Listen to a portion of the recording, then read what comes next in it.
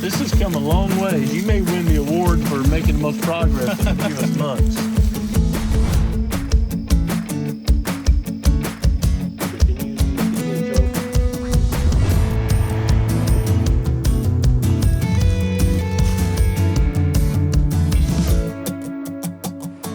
This looks awesome. Amazing. And obviously more food that was here, right? This was closed canopy. That's right. What I tend to say, biological desert. And quickly you turn it into a productive food plot. This is first planting here, right? First one, yes. First one ever. This was crappy trees, to be honest, not high dollar trees, here at this spot right here. And we went from that being unproductive to feeding deer, attracting deer so you could see deer. Yep. Very, very cool. I'm very happy, and man, I'm impressed. My daughter shot a deer out of this field. Two deer out of this field. Oh, yeah? Actually. Yeah. The opening day of youth season, my son shot one on another field. Give it to me, man. All right. He got one, and my daughter got one. Okay. He missed a buck. You ain't supposed to say that. It's all right. He missed a buck out of this field. He missed a whopper in this field. Man, But it'd be bigger next year. Yeah, look at this. This is doggone almost waist tall on me. Yeah. And here we are in pretty much early April. Yep. You can tell the difference between inside and outside. These are probably, what, 6-inch squares? I think so. 1, 2, probably 18 inches, around 18 inches difference, something like that. And that's browse pressure, but we're gonna take care of that, you know, with all the forestry work and everything. I'm excited. I'm sure you can tell I'm excited. I'm a little envious, actually. We're gonna get there. It's gonna take some time, but we're gonna get there. Yeah, yeah. It's been fun. We've enjoyed the process. Just Well, good. learning about, you know, how to improve the land and listen to the things you guys teach it's been fun. I can remember walking this slope here up above us here. So when we were here in June, so that's what, right at 9 months ago. Right. This was a closed canopy, relatively low value hardwood forest. And I'd suggested leaving the best trees, Right. because that was a pretty high dollar tree they could have harvested. Leave the best and take the rest so we get some sunlight down.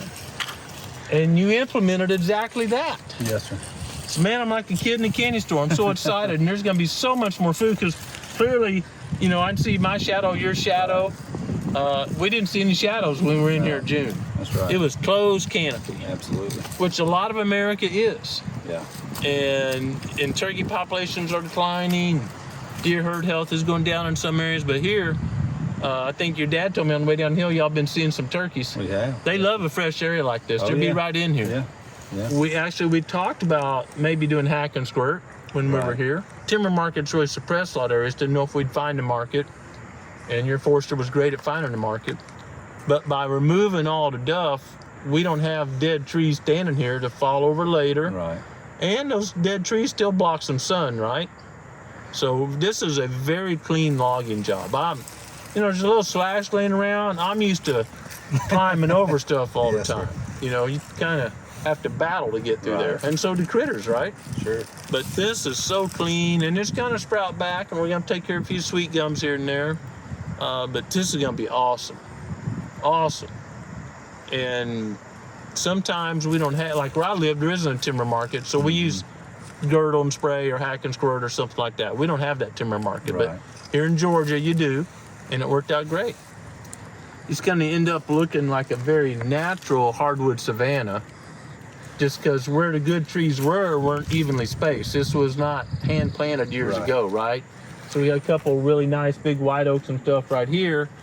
Then we've got a gap right over here that's, 30, 40 yards wide between trees. And so you're gonna have that real natural spacing of a natural hardwood savanna. Obviously more sun hitting the ground over here than under the canopy of these trees right behind us. So this is, sometimes people talk about species diversity, but this is also spatial diversity, which gives you little mini edges all over, and we all know wildlife really likes a lot of edge. Right. So this is going to be a really cool mosaic of habitat of maximum sun, medium sun, not much sun. It's really going to be productive. And this amount of slash right here is minimal compared to what I see on most logging jobs. Minimal. And we work in Georgia a lot with the forester that Daniel and I met, and he was doing some great wildlife work. We said, hey, we got some other people that, would probably like that good quality wildlife work, so we suggested him to you, and it was up to you to call him, interview him, whatever. Right. And you apparently liked him too. Has it been okay for you? It's been a very pleasant experience. Similar, background as far as what we want to accomplish. He's a landowner himself. Yeah. And so not only was he a businessman, he was also a hunter like I am. Yeah. Likes to watch wildlife and enjoy seeing different things. And so he understood exactly what we wanted to do. I think you and he spoke on the phone. We kind of helped plan it out. Yeah. And then we implemented the plan, and it's been great. Steve has been a huge help to us. And so he thinks of things that I would have never thought of. Yeah. Well, he's been doing it a long time. Yeah. He's like me. He's old enough to made a bunch of mistakes already. Don't need to make them again. So yeah. That's right. Yeah. So here's a pine tree stump right here. And for your purposes, from a wildlife point of view, this was not doing anything for you. Right. But obviously a pretty big pine tree, pretty valuable log that can afford to offset the cost of making food plots or whatever. So taking these pine trees out in amongst the hardwoods here was great for your mission. Right. And it's just gonna be, I'm so excited. I can't wait to come back one more year later now and see what happens. That's right.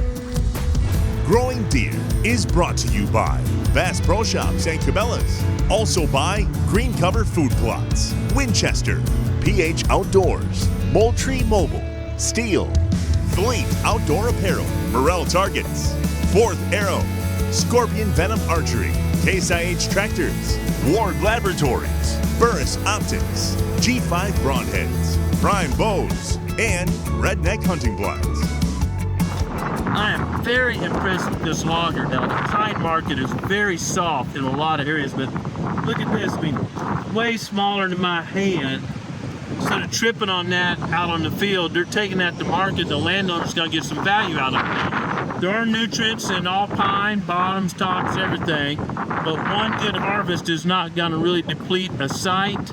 And getting this off the site where we can make a food plot or replant much easier and get more revenue off the pine harvest to be used to put back into conservation work, I give this forester, Steve, a guy we worked with, and a logger, a big thumbs up.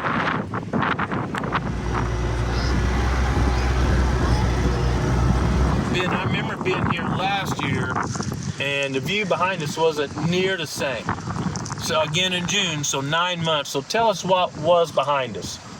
So behind us was just nothing but thick pine trees and scrub oaks, sweet gums. A lot of sweet gums. Not usable for much of anything. I mean, dog hair thick. Like, you did not want to walk into a dog hair thick. Absolutely. Yeah. So you've had it logged. Had it logged. Getting ready for the next step, which will be clean up, spray, burn, and then we'll replant in a pines. But we're also going to do a lot of work with food plots, Wildlife openings. And also, hopefully plant the pines a little wider than normal, so there's more sun coming to the ground more years than an industrial plant. Absolutely. Yeah. So really orienting this whole thing towards wildlife. A lot of people hear pine and they don't think that can be good wildlife habitat, but managed appropriately, and then once they get big enough, incorporating prescribed fire, pine areas can be awesome turkey, deer, quail habitat. And in fact, that's what a lot of the South was pre-settlement. And we all know there was, elk and bison and thousands of turkeys and whatnot. So took an area that was super low quality, almost a wasteland, and converting it into super productive wildlife habitat. Behind us was an area, Ben, that was probably a big pasture back in the day, maybe, and you converted to a food plot, planted, good blend in here. But you can see these stumps. There was big old woofy pine trees, some oaks, but mainly pines in here that weren't growing next to another pine, so had limbs down the ground. They were shading out a 1/10 of an acre, not that much, but a bunch of land per tree. The logger, again, doing a great job here, harvested these big woofy pines. They won't do that in all the areas because they got messed with delim and all that and everything. And that allows so much more sun. It's almost like when you take in total number of trees out there, you added another third to the food plot because more sun's getting to the ground. And you can drive your tractor a lot closer. Now, Ben asked me, should we bring a track hoe in and remove these stumps out of the ground? And that's 50-50, right? You can be driving around here if you got a really tall green cover blend like you plant. Heck, you could run into one, do a bunch of damage to a tractor or a drill. If you just leave them and let nature take course, like Ben said off camera, they rot out. Now you got what I call landmine, big hoe you could drive a tractor off in. And so I think it's best to take a track hoe and ease those stumps out, take the bucket and move some dirt back in there and put them over here in your burn pile and try to get rid of them. That's my opinion, but I'm spending Ben's money, so it's easy for me to say. But I would take some of the money you've made off the timber harvest and, if it was me, de-stump this. One of the funnest things we get to do is return to a project after we've helped design a plan and see it, in this case, being implemented, or later on we'll come back and visit a year or two after it's been implemented. It's kind of like, you know, an old raw farm where someone ends up building a golf course and you're seeing that development and then the final product. But here, golf courses actually take away some life, you know, all the herbicide and stuff. We're making life here. What's the kind of stuff that's went through your mind? Patience, number one, because it doesn't happen overnight. And then just trusting the process that, you know, for one, that you guys have our best interest in mind. We spoke before we ever cut the first tree. Yeah. And laid out a plan, as you said, and then we trusted that you guys knew what you were talking about, implemented the plan, or are implementing it, and we're being patient to see the results. And it takes time. You know, but it has been rewarding just getting out here and enjoying the process. It's been so much fun. And again, it doesn't happen overnight. I like to see things happen quick. Yeah. And they just don't, you know. And so we're 9 months in the making, but I think making great progress. I think you're ahead of a lot of projects we see, and I'm super excited for you. Thank you for allowing us to come back and share an update, and I hope you'll let us come back here in a year or two. Absolutely. Looking forward to it. I may have to bring my shotgun and turkey hunt because you got a pile of turkeys around here. That's right. That'll be fun. Yeah. Well, we hope y'all enjoyed this update of Ben's project, and hope you understand that we went from a closed canopy, pretty low quality forest, and we're resetting that and getting back to where we're going to have really high quality wildlife habitat. We all need a plan for our life, and the most important thing we can do is slow down every day, be very intentional, and seek the Creator's will for our life. That's our best plan. Thanks for watching Growing Deer.